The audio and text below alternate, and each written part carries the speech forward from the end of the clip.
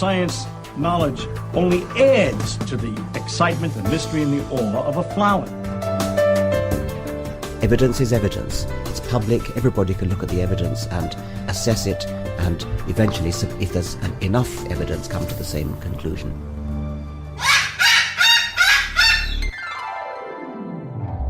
The Chloe Sanctuary hopes to give you insight into the health and happiness of your companion parrots. We hope to help you build happy homes using reliable and proven tools. The best homes are built on a rock-solid foundation. And the best foundation for a happy home is the bedrock of science. When we stand on the shoulders of giants, the scientists who have worked long and diligently to understand our companions, we can reach new heights of understanding. And understanding is the key to success. I think treated, most of these birds have a good prognosis, and I would say in... What does avian veterinary medicine have to tell us about our feathered friends? How can the tools of behavior shaping make our homes happier for us and our companions? Shake. How can we deal with biting, screaming, or other misbehavior? What is it like to live among parrots? Let them roam around about you and share a life with them. How much freedom do you give them? What happens if you form a bond of trust with them? Watch and see what understanding their true nature can do for you. Come with us on a journey as we do more than examine a parrot's world. We live in it. Make some popcorn and bring in a few wood blocks. Let everyone have something to chew and a comfortable place to perch. Cockatoo is a presentation of the Chloe Sanctuary for Parrots and Cockatoos, a nonprofit charity dedicated to the empowerment of captive parrots and public awareness. Hi, and welcome to Cockatoos with Attitude, episode 89, our approach to parrot first aid. Right, Seesaw? Hey, Peaches. Hey, Peaches. You nuzzling me there, Peach? Well, first, a little housekeeping. We're going to cover first aid in general in this episode, and our patron's full version will also include a section describing actual emergencies with some of our birds. Peaches with her impacted feathers, which ended up in surgery eventually. Sugar's blood loss. Yeah? When she was suffering from feather destructive behavior. And an incident where Coco started choking on peanut butter. Okay? So, please, I know, Lucy, I know. Yeah, I know.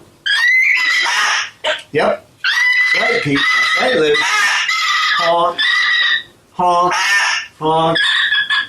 You tell him. You tell him. Yeah? So please consider becoming a patron at www.patreon, that's patreon.com/Chloe Sanctuary. Patrons get our full episode at high resolution, no advertisements, and 3 special segments. Peach's training tips, Cecil's cool things found, and Pippa's News and World Report. Right, Cecil? They also get that special satisfaction of supporting our birds and our supporting our birds and our educational fun videos. Right, Pippa? Right, Pippa? Yeah, see, Pippa agrees. Also want to mention that PayPal and Mighty Cause, that used to be Razoo, donors who donate at least $24 a year also get these perks. Thank you, patrons and donors, for making these videos possible. First of all, first aid is first aid, okay? That doesn't mean it's a way to avoid going to your avian vet. There are times when first aid can be the only solution. That's all you need to do, but that's kind of rare. The more you know, though, the more you study and learn, the less rare it is. Because you might be able to handle some of these things yourself. But For most of us, it means solving a temporary situation, getting your bird down to the vet and getting it double checked and make sure that everything's cool, okay? Where you have a real emergency where your bird could die, you're going to make sure that your bird's going to have the best chance of getting to the vet safely, okay? So first aid is first aid. And when in doubt, get to the vet, okay? Do whatever you need to handle a situation in the short term and then get to the vet. And it's got to be an avian vet. Your average vet on the street doesn't know much about birds, okay? They really aren't qualified to work on them. I know some of you out there are in situations where you don't have a local avian vet, and what that really means is you've got to do some study. I would suggest getting the Basava Manual for Citizen Birds and studying that. Also, if you don't have an avian vet around, you can get clinical avian medicine.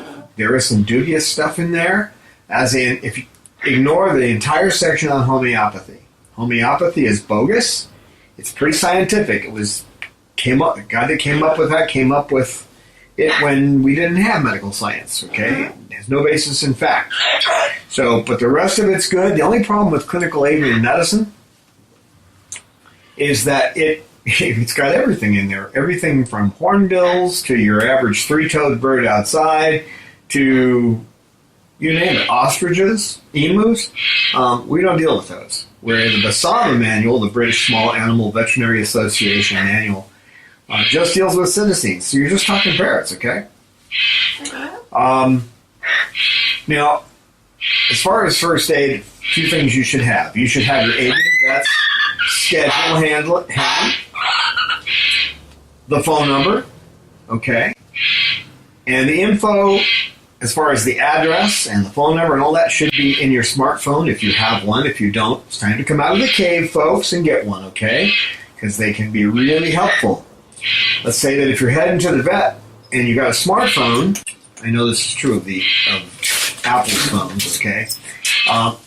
If you're running a decent piece of GPS software like TomTom, and there's a roadblock up ahead, that will actually help you get around it. It'll tell you that you have an accident up ahead, and it'll give you a route around it.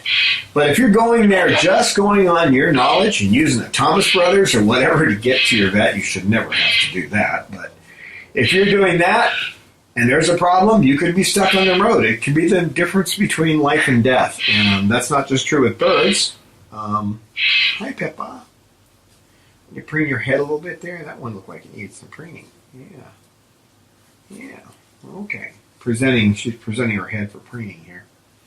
She does have a couple of feathers that really need it. She's not letting any other birds do it, so I've got that job, don't I, Pippa? Also, you should have an alternate. So if you we actually have Dr. Jenkins is our main vet, okay.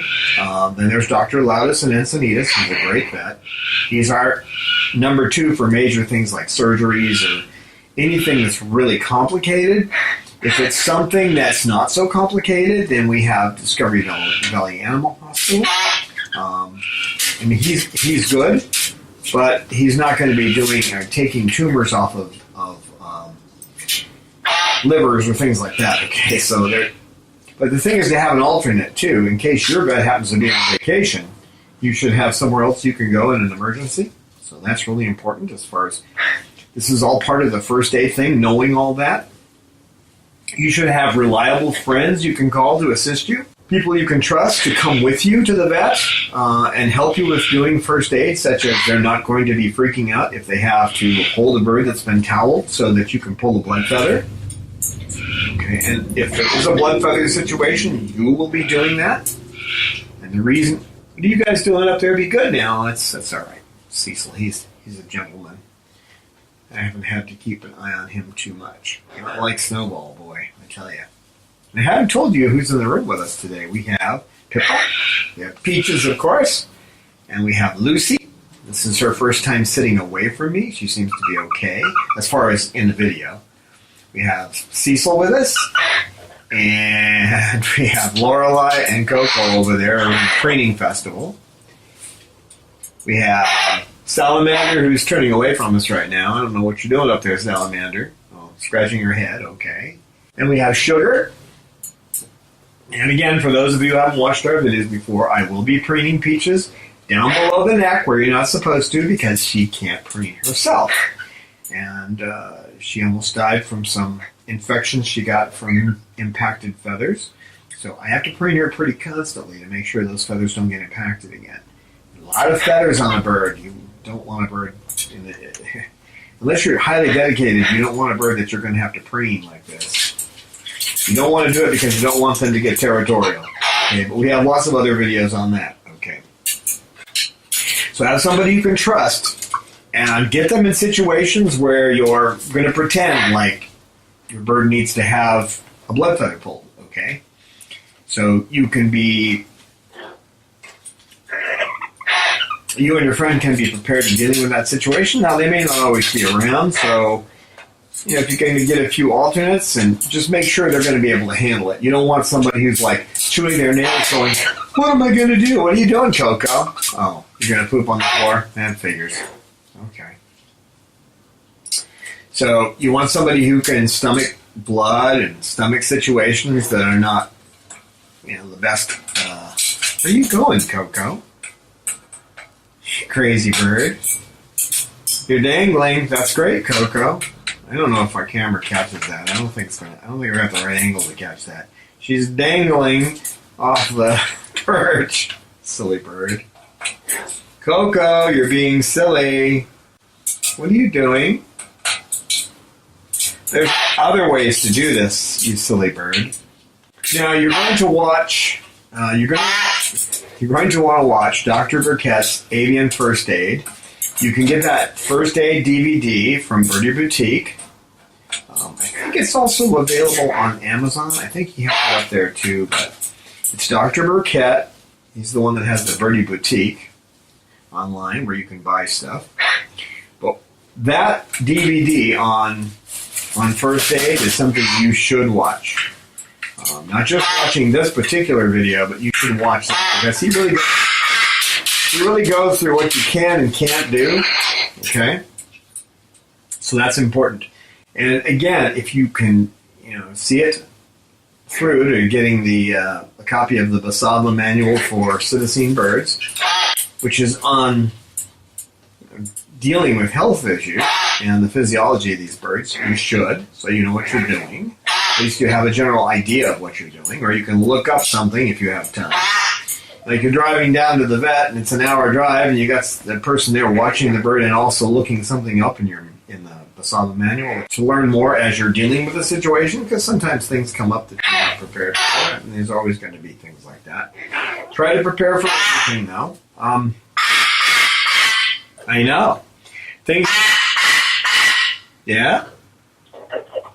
Things you should have on hand, hydrogen peroxide. Now, it's not a disinfectant, okay? It's for cleaning. So if you have a bird that, say, has a blood feather that's broken and there's blood all over it. Lucy, are you sure about that? Then you use that to clean it up. Or you've got a bird that gets blood on its face. Hydrogen peroxide is good for cleanup. Okay. We put it... No. All right. Do you want to come over here? Is that what you want? No? Well, what are you yelling about then? You can come over here if you want to. You want to come over here? No. Okay. So we put it in a spray bottle. Clearly mark hydrogen peroxide on the outside so somebody doesn't think it's water and spray it. You don't want to get that in anybody's eyes. Obviously, hydrogen peroxide is not good in your eyes, so keep it away from your bird's eyes and away from the mucous membranes, all right? And this is what we do, by the way. We can't tell you what to do. These are things that we do. We're suggesting this stuff, as in we have the Basabla Manual, we have the DVD. These are things we do, okay? Other things you should have, Q-tips. They help you clean things. Flossers, those little plastic flossers. You want the one that has the smooth rounded edge on the bottom. that you normally get up to get between your teeth, they're great for cleaning out nares. They get feather dust, especially like this situation, even with HEPA filters running most of the time, obviously not while we're doing videos, but even in these situations, they get the dust into their nares and you have to clean it out, so we use a flosser for that. Cotton bandages, the material and the tape, 1 inch wide is probably best, and you can wrap it around if they something happens and they're bleeding on their legs or something like that, their feet, you can tape it up. And then along with that, you need an e-collar. They call it an Elizabethan collar that you can put around their neck to keep them from, which usually you put the opposite way you would with a dog or a cat if you have it facing down. So, are you sure? You are? Okay. Yeah? Well, I've offered to get you over here, but you don't want. You just haven't. Hello, Peach. So that way you'll keep them from removing, tape and. Well, come over here. If you're going to scream, come over here. Come on. Sit up on my shoulder. Come on. Then you won't scream. You won't scream if you're up there. I know. Thread, and if you can use that to seal off like a bleeding follicle, and we talk about that when we're in the full video when we're talking to our patrons about what happened to Peaches. But anyway, so you might want to have thread around. It is one way that you can tie off things. Okay. You should have superclot. It's much better than styptic. Styptic may stop the bleeding. It's the stuff that people put on their face to stop bleeding when they're shaving. But it isn't a disinfectant, and it doesn't have any painkiller in it. Superclot is all three. So you reduce the chance of infection, and you get rid of the pain. Yeah, the stuff works great. Don't expect it to work on a blood feather, okay? If you've got somebody bleeding from a blood feather, you're not going to put superclot on the break and expect it to stop bleeding. That's like putting Scotch tape on your hose outside when you have a leak in your hose. You're trying to water the lawn. Not going to work, okay? Don't use flour or cornstarch. There's a number of reasons for it. Dr. Burkett in his video says, don't bring me a birdie biscuit. But really think about it. Flour and cornstarch, when you add liquid to them, will attract bacteria. Is that what you really want to do? And I know that people on the internet are always touting, well, I use flour. Well, I'm sorry, but you're wrong. You don't use flour and you don't use cornstarch because they can attract bacteria. You really don't want a wound that's attracting bacteria. Okay, you wouldn't put it on your arm, would you? Cornstarch especially is sweet, and it's going to attract, bacteria. So, no, don't do it. So, superclot, you can buy it from Amazon. Has it available, and you can buy it from Amazon. So, you need a magnifying glass, something to magnify so you can look. If you've got a bird that's wounded, you want to be able to see what's going on. Okay, and that's another reason that's nice to have a friend that can come over because they can hold the bird while you're using the magnifying glass after you've cleaned the area with hydrogen peroxide to see what's happened, okay?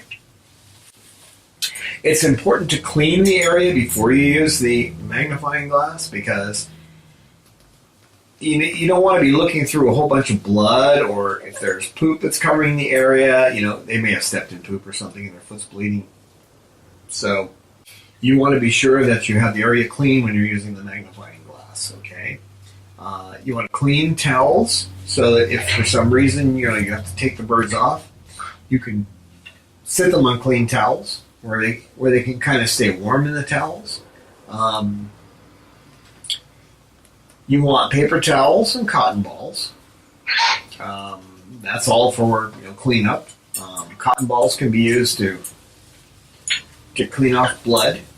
So if you've got an area that's bleeding, you can take the cotton balls and spray a little hydrogen peroxide on them and wipe off the area. Tweezers, if you have to get something out, sometimes they'll actually get a it's happened where they can get a little sliver in their foot or something. Not common, but it does happen. Or if there's something caught in their nares, you can pull it out with the tweezers. Hemostats, obviously, those are used for pulling blood feathers out. And blood feathers are not something that you want to go, well, my bird just broke its blood feather, it's bleeding, so I'm going to take it to the vet. You don't have time. You need to know how to do that. We have covered that in one of our videos. I'll see if I can link to that in our show notes. But you want to know how to remove the blood feather yourself with a hemostat. That will definitely that's one way you can save your bird's life. They can bleed out fast. They don't have a lot of blood. These guys are built to fly, okay? So they're lean on blood. They're lean on anything that will make them heavier. And liquids are pretty heavy. So, oops, I'm sorry, Peach, but I got a feather. See, I got it. One of those feathers that could get impacted. And it's not optional. You need to know how to use them. Okay? You've got a bird that's got a blood feather and it's bleeding out, you need to pull that feather. When you do, pull it, unless there's something desperately wrong. We'll talk about that in the patron side of this video. Unless there's something desperately wrong, just pulling that feather is going to stop it. Because when you pull it properly, which is slowly, okay, until it pops out, it has a natural valve action and shuts off. Where if it's bleeding from the feather, it's not going to stop. It's just not going to stop if it's bleeding out of the feather. So you need a hospital cage for transport, a cage where you've got towels in it ready to go. Okay, it can be your basic travel cage that you normally use, and that's perfectly fine. But just have towels stacked in it, just in case you run into this situation. A little medical kit to go with you. In case something else happens on the way, you never know, right? Be sure to take some super clot with you. So just a basic medical kit. The items I mentioned before will work. You should have some eye wash. You know what they use for contact lenses? It's basically just a light saline solution, and it'll say saline solution on it. If you read the label, it'll usually say it has a little boric acid. It's what people with soft contacts use to rinse off their contacts. They rinse off their contacts, and then they put them right back in their eye. So this works fine with these birds. But you can ask your vet to be sure. If your bird gets something in its eye, you want to flush it out. That's a good thing to flush it with. If that happens, you still want to go to the vet. You need syringes to provide water. 60 milliliter syringes are the best way, and it has a fairly large opening. It's not that large, but you're talking something that you can put right up to the bird's beak and squirt water in there. We talk about the necessity of that in some situations in the patron version. And you want to make sure that while you're if your bird is sick in any way, shape, or form, and it's trying to fight to survive, the warmer you can get it, the better. So if you have your car at about 85 degrees, your van, whatever, at about 85 degrees, you're going to help that bird because it's not going to have to use energy to heat its body. They can handle that 85 degree temperature with no problem. Keeping in mind, though, if it's 60 degrees in your house and you take them out to an 85 degree car, they may have trouble breathing.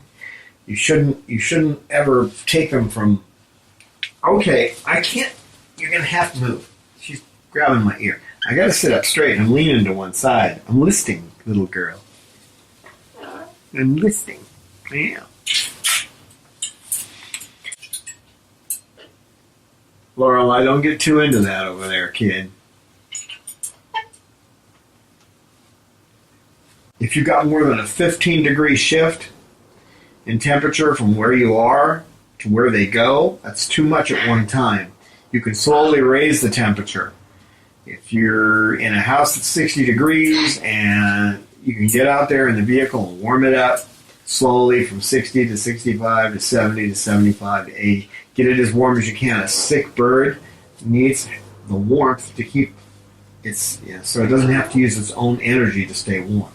Have an area ready for any emergencies, and make sure that you've taken your bird there and it's comfortable there. If you have an area ready for emergencies, but the bird's never been in that spot, it's not the best for the bird, okay? You might be really freaked out by what you're doing. Practice what you're going to do and rehearse it, okay? Approach all situations as if you're a paramedic and getting your bird proper care on the way to the hospital. Act like a professional. Fall apart emotionally when it's over. I'm great. I kind of naturally do that myself. If possible, hand off the job of calling the vet to a friend that's helping you. Concentrate on dealing with the emergency. Blood loss can be life-threatening, so stop the bleeding, even if you need to use a tourniquet or a compress. Superclot is great, but it won't stop arterial bleeding. Dog or cat bite, clean the wound with hydrogen peroxide, apply Superclot, go straight to the vet, because those guys are nasty. Those dogs and cats have nasty mouths, okay? Straight to the vet for antibiotics. Stay focused, stay as calm as possible. The bird will pick up on panic too, so stay calm.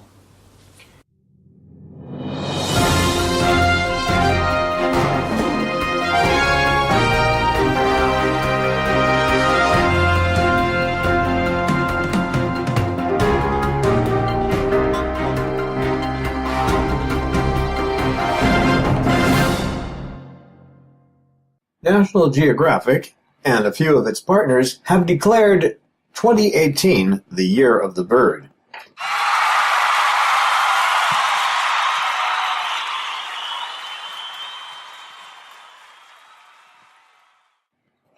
It's actually the centennial of the Migratory Bird Treaty Act. Now, what this means to us is we can go to the link I'm providing in the show notes and sign up. And then they will tell you every month some action you can do to help birds. I'm sure everyone who's watching this patron video would like to do that and spread the word about this. I didn't find out about it until today, in fact, while I was searching around trying to find some news for Pippa's News. So please head on out to National Geographic at the link provided. I'll put it on the screen here too. Pippa urges you to do your best.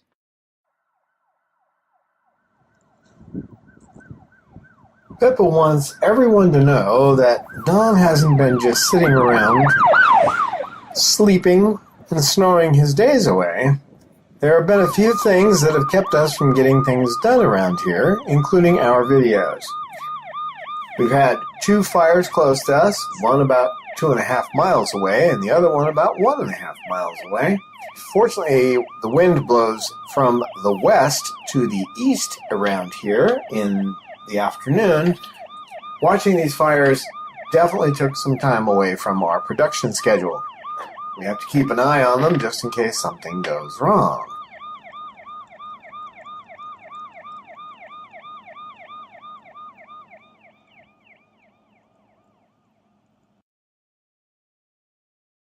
To some of you, this may not exactly be news, but to Pippa it is. If you know what a cockapoo is, it's a flightless parrot. It lives in New Zealand. And there's a famous video of a particular cockapoo named Sirocco who is doing something to someone's head that's not quite right. Stephen Fry was there doing the video, and you can see an article, it's linked to in our show notes. I would put it on the screen, but it's far too long. You can see a little about this incident where a bird gets a little too friendly with someone. These birds are well worth learning about. You can go to wikipedia.com and type in cockapoo and learn a whole bunch of stuff about them. But let's give you some basics. It's actually the world's only flightless parrot. It comes out at night. It is vegetarian. And the males are definitely larger than the females. One other unusual thing about this bird is that the males don't help to take care of their young. It is critically endangered in the wild, and Pippa hopes you go out to learn something more about this at the Wikipedia.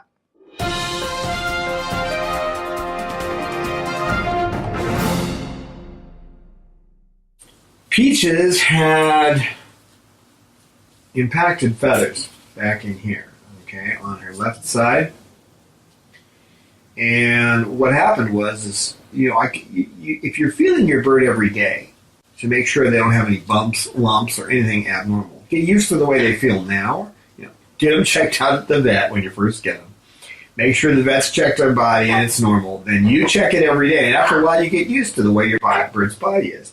Then if you start to feel something doesn't feel quite right, you know you got a problem. And you can take them to the vet. Well, what happened with Peaches was that she had... Sorry, Peach. She yells at me when I preen her, but then she yells when I don't preen her. So what do? Okay. You're getting pushy now. Now watch. I don't pet her, and she's going to come over to me and just... Yeah, see? Like, you still have to do it, even though you're bothering me. Just don't bother me when you're doing it. See? That's the way she is. I don't know about you, Peach. You're a silly Peach. So, she was bleeding back there. I examined her, and she was bleeding around this feather, and it was swollen underneath. It had swollen up overnight. She had an infection in the feather. And that's because she can't preen. And at the time, I was preening her, but not enough. I really have to preen her a lot. That's why I don't even usually stop when we're doing these videos, because I want to make sure that she's getting her feathers cared for so she doesn't have to go through another couple of operations like she had to before. So anyway, I'm feeling it. When I come back and there's a little bit of blood on my finger, and I look down in there, and she actually, where the infection is, she also has a blood feather that's broken. So I got to pull the blood feather. So I get the hemostats, and you lay the feathers here, you lay the hemostats across it like this. When you're doing it, you want to lay the hemostats across it like that, okay, and get as much of the feather as you can. You don't do it this way. You don't want to get it make a T. You want to get it as close to like a very tight V. Get a hold of the whole feather from where this is where this bandage is. It has nothing to do with birds. I caught myself on a piece of metal around here, but you want to get it like this, okay? Right above the top of the follicle, the little band around the bottom of it, and then you want to just slowly pull. Well, I did that, okay? And when I did it, it did pop out like it was supposed to, but there was something wrong with the follicle. So it kept bleeding. And there was this section of the keratin around the base was sticking out about a quarter of an inch above her body, which is unusual too. So I thought about it. I made a veterinary appointment immediately. My regular vet was gone. He was on vacation, and he does have a second, but I prefer to use somebody I'm more familiar with. So I went to Dr. Lavis. But anyway, what I did, because she was bleeding and the superclot wasn't stopping it was bleeding out pretty well, was I took a piece of thread. Remember in the beginning of the video I mentioned thread, okay? I took a piece of thread and I wrapped it around the base of it and then pulled it tight and knotted it. I got quite a comment from the vet when he saw that. I was like, never seen that before. But it did stop the bleeding until I got her to the vet. Got her right away. And then he went in and he cleaned it up and cauterized it. But he wanted to take out the follicle. And there was another feather he didn't like, so he wanted to remove that too. So we went back the next, 2 days later, and had both those follicles removed. Only cost $1,000 and freaked Dad out, didn't it? Did. I went over there. I waited till the surgery was done, and he walked out and said, "What are you doing here?" I said, "Well, I'm waiting. I'm nervous because she's under anesthesia." He goes, "I've never had a bird die under anesthesia, but..." He said, "She'll be fine, but I want her to, be back in the recovery for an hour and a half." There's an Indian restaurant near there, so I went and committed suicide with Indian food. Boy, I don't know, I ate probably 4 days worth of meals in one day, just getting all the stress out of myself after she'd been in there for the surgery. So after those 2 surgeries, she was fine. Now, as far as she was bandaged, over the surgeries, I didn't have to worry about it because she couldn't reach them. Because of the 6 fused vertebrae in her neck, she couldn't reach them. So she didn't take them. She didn't mess with her bandages at all. Most birds would, so you'd have to put a collar on them. And some birds can handle that and some can't. Sugar hates collars, don't you, Shug? Sugar. Sugar bird. Sugar. Hey, you.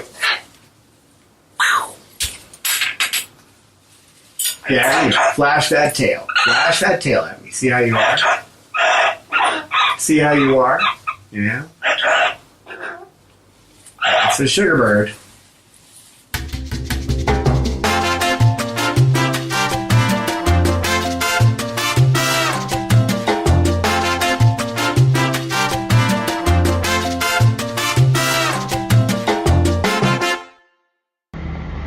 Observing a bird is the best way to learn how to deal with them.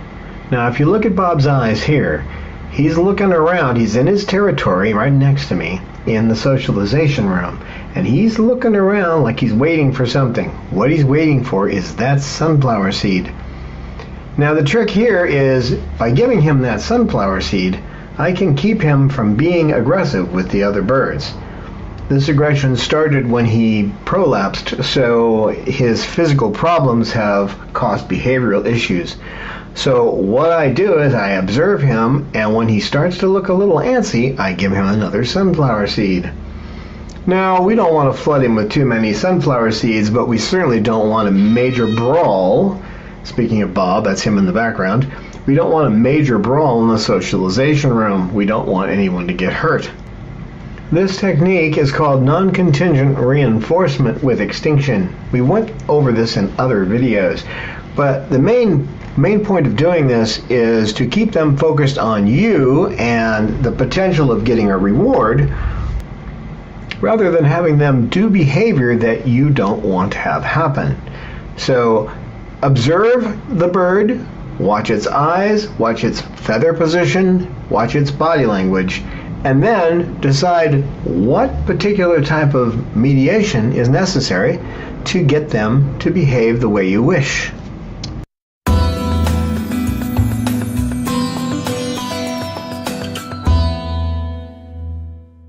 Okay, another example.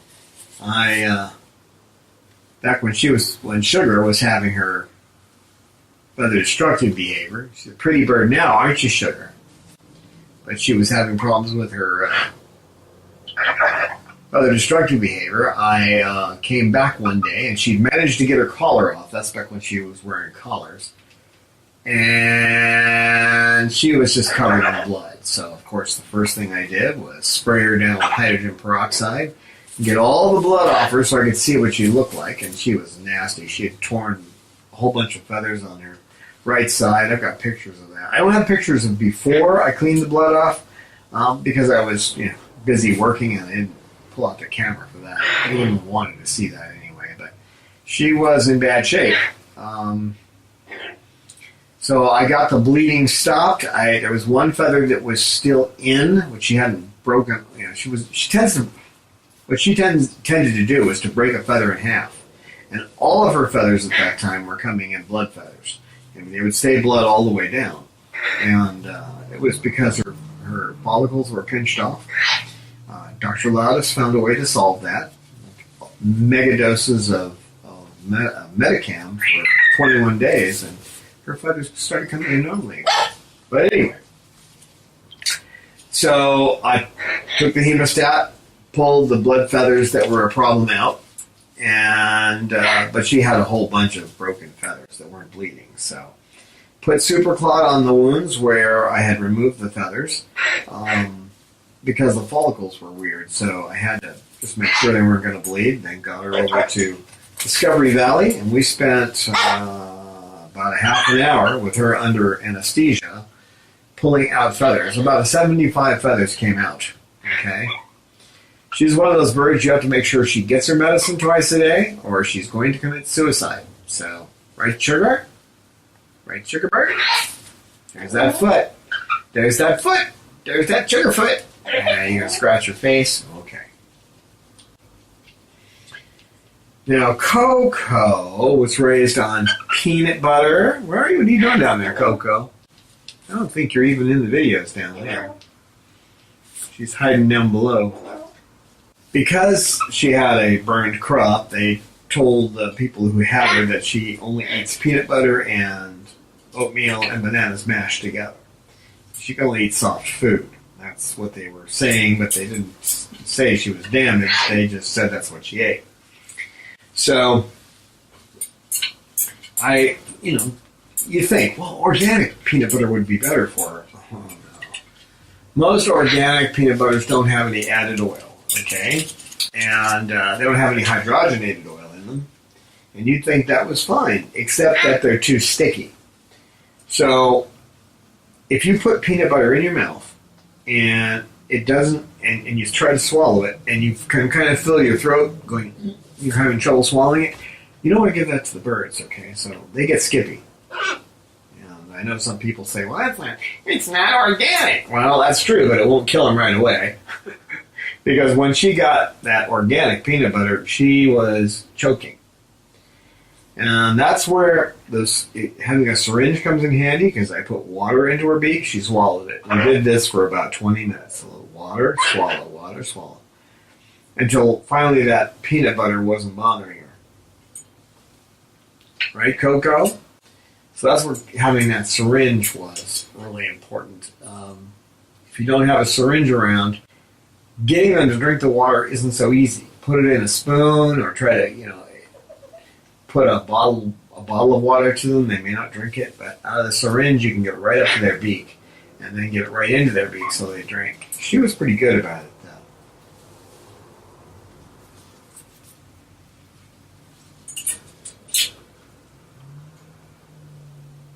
I think one of the funniest things was when Simone, who's no longer with us, she's with someone else now. We don't normally rehome. It was just one of those situations where her territoriality was just out of control. So,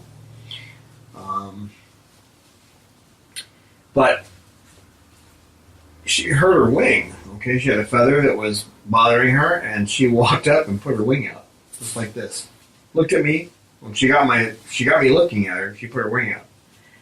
And then after that, when she had a problem, didn't matter. She had her foot. She hurt her foot. She came up and put her wing out.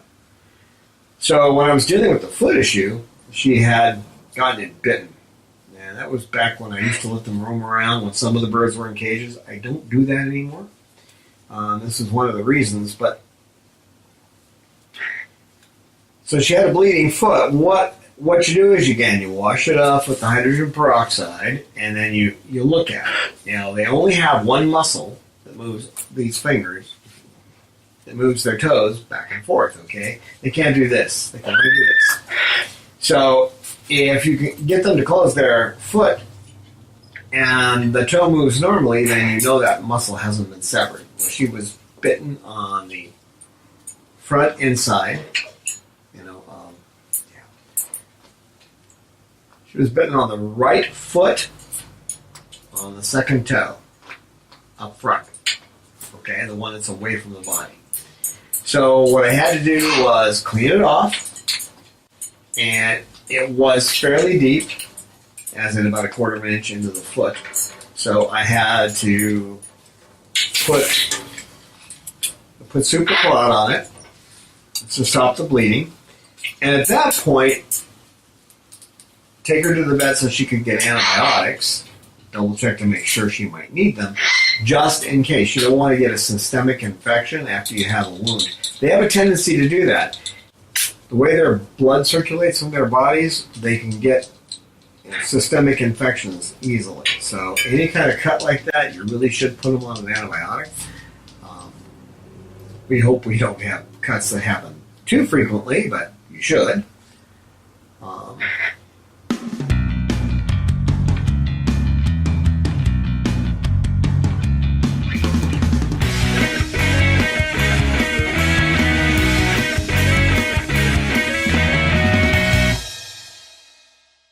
There are a couple of ways to keep your birds entertained while you're not around.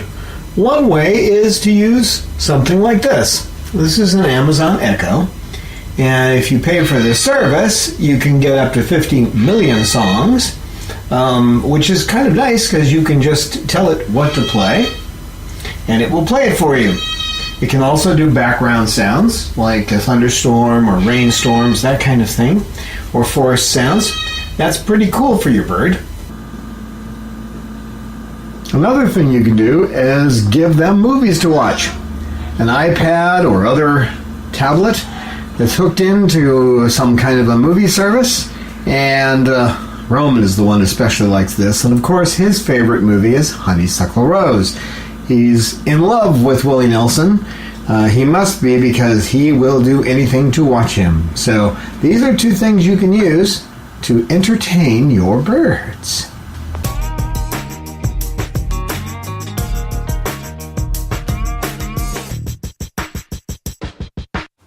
So there are some examples of issues that we have with our birds. Peaches. Just for our patrons. Yay, patrons. Can you say yay, patrons, Peaches? Can you say yay, patrons? Yay, patrons? She says, no, but I can raise my wings so you can preen me some more. I don't know about you. Thank you so much for being supporters of our videos and our birds. Right, Lorelei? Lorelei says, I don't know. Do we get buttons and earpieces I can grab from our patrons? No, but we get things like pine nuts. You like pine nuts? Sorry, Peach. We'll see you next time, folks. Thanks again for supporting Cockatoo and the Chloe Sanctuary. Right, Pip? We welcome your feedback on our videos. We look forward to your insights, tips, questions, stories, and pictures. You can email us at cockatoo@chloesanctuary.org, reach us on Twitter @Chloe Sanctuary, and join with us on our Facebook Chloe Sanctuary page.